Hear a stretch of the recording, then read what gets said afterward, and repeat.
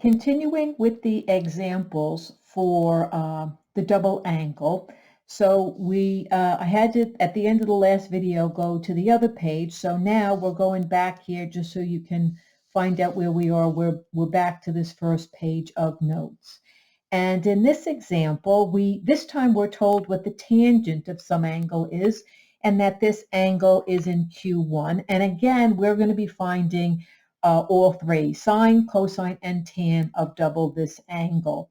And similar to the other example, we know that we're going to need all three of the trig functions, sine, cosine, and tan.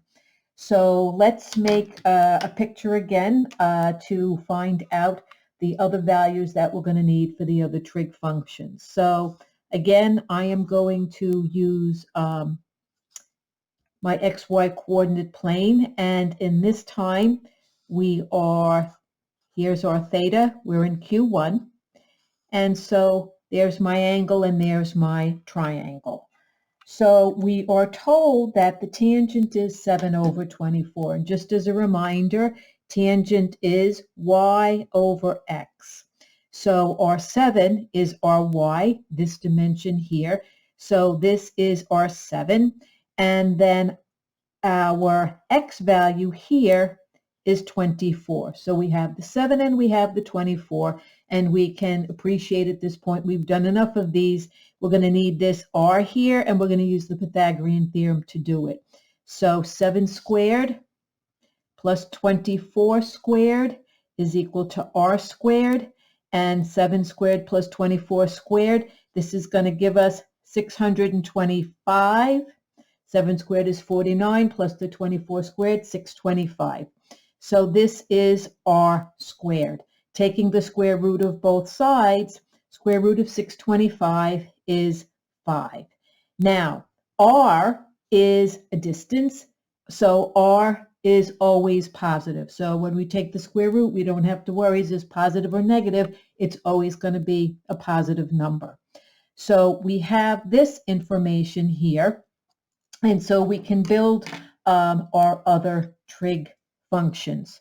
So sine is equal to y over r. So our sine in this problem is going to be 7/25. So there is our sine. Our cosine is x over r. And in this case, x is 24, so our cosine is 24/25. So we have our sine and we have our cosine. Now we can go to our formulas. The sine of double an angle. So here, sine of 2 theta is equal to 2 sine theta cos theta. There's the formula, and now we plug in. We got our 2, and then we have our 7/25 times our 24/25. So there's our multiplication, and when we multiply, 2 times 7 is 14. 14 times 24 is 336, and then 25 times 25 is 625. So there's our sine. 336/625. Again, not a fraction we have dealt with in the past, but we can see it's definitely between our -1 and 1 that signs would be. So it's even though it's not necessarily the cutest looking fraction, it's still a legitimate sine function. So moving on to cosine 2 theta, I'm going to use this formula this time, 2 times cosine squared theta minus 1. I could have used the same formula from the first example, or I could have used the third formula that's up there. You can use whichever one you would like. I'm using a different one just to show you how this one would work. So here we have 2 cosine squared, the cosine is 24/25, so we're going to square that, and then here minus the 1. So here 24/25 squared, and we multiply the numerator by 2, so we have 1152 over 625. So if you square 24 in your calculator and then multiply that number by 2, you get 1152. 25 squared is 625. Don't multiply that by 2 because you're doing this. It's only the numerator that gets multiplied by 2. Now we have to subtract the 1. So here, in order to subtract the 1, I can't leave it like that. I need to use the fraction that has the same denominator as the 625. So I'm going to replace this 1 with 625 over 625 because 625 divided by 625 is just 1, but it's in the form now that we can actually do our subtraction. So now 1,152 minus 625, that gives us 527 over 65. So that would be the cosine. So here, some of you might think, not so much a fan of doing this subtraction, so maybe you don't use this formula. Maybe you use the other one where it is just the sine squared if you don't want to have to deal with the subtraction by 1. Now, last one for this example, we're going to look at the tangent of double this angle. And here the formula is 2 tan theta over 1 minus tangent square theta. We don't have any choices with the formula. There's just the 1. So there's our 2. The tangent of this is the information that was given, which is our 7 over 24. Then in the denominator, 1 minus this 7 over 24, which we're going to square. So now we have here, there's 2 ways you could do this. 2 times 7 is 14, 14 over 24, and reduce, or I'm going to do my reducing before I do my multiplication. 2 divided by 2 is 1, 24 divided by 2 is 12. If you don't like that, you can do 2 times 7, 14 over 24 and reduce. You'll get the same information, which is 7 over 12. And now in the denominator, 7 squared is 49. So we have that in the numerator, and 24 squared in our denominator is 576. So similar to the other example, these tangents can be a bit of a pain in the neck. The trig isn't so bad, but then unfortunately we can get to a point in the problem where our answer is not a nice simple fraction. It's one of these complex fractions that we're going to have to work to clean up some. Again, I'll put this over 1, so now everybody is a fraction. You don't have to. And looking at our denominators, 12, 1, and 576, our LCD is going to be 576. In case some of you are wondering, how did I know that? You take out a calculator and you divide 576 by 12 to see if it works. In this case, it does. If it doesn't, then you build your LCD. So I am going to use 576. So this is going to be multiplied by 576. I'll put it over 1 to keep numerators and denominators clear.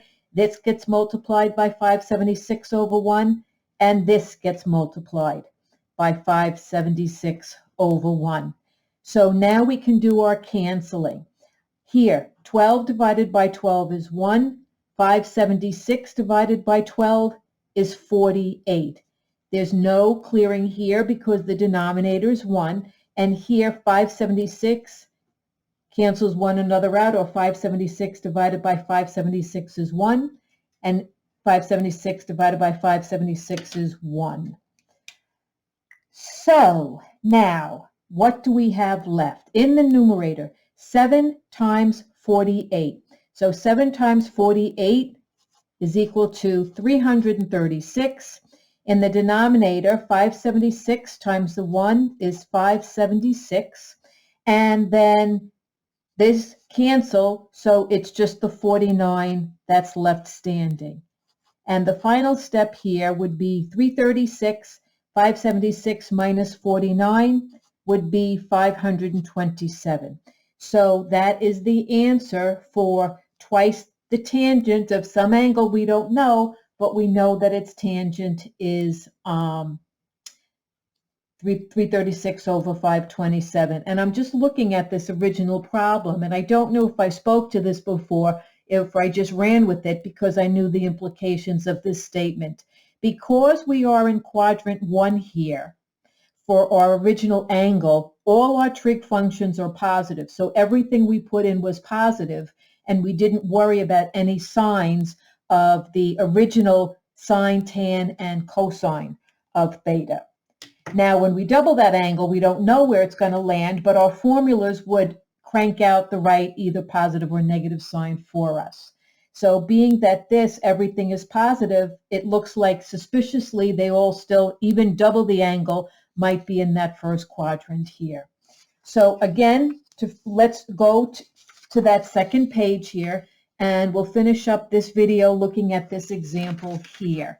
Similar to one over here, when we look here, we're given an actual angle here, right? Instead of this unknown theta, we're given this pi over 8 here, and we want to find out what this is equal to. Well, pi over 8 isn't one of our pi over 3, pi over 4, pi over 6, so we can't evaluate this directly, but if we look at our formulas on the other page, we will see that this looks like the formula for tan of 2 theta.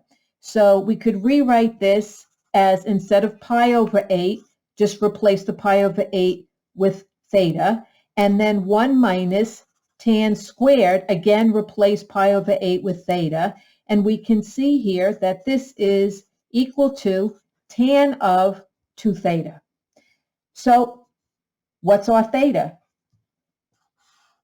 Theta there is pi over 8. So theta is pi over 8. So we need 2 times theta. So 2 times theta would be 2 times pi over 8, which would be pi over 4. So now we can go and we can evaluate the tangent of pi over 4, which would be 1. Much nicer going this way.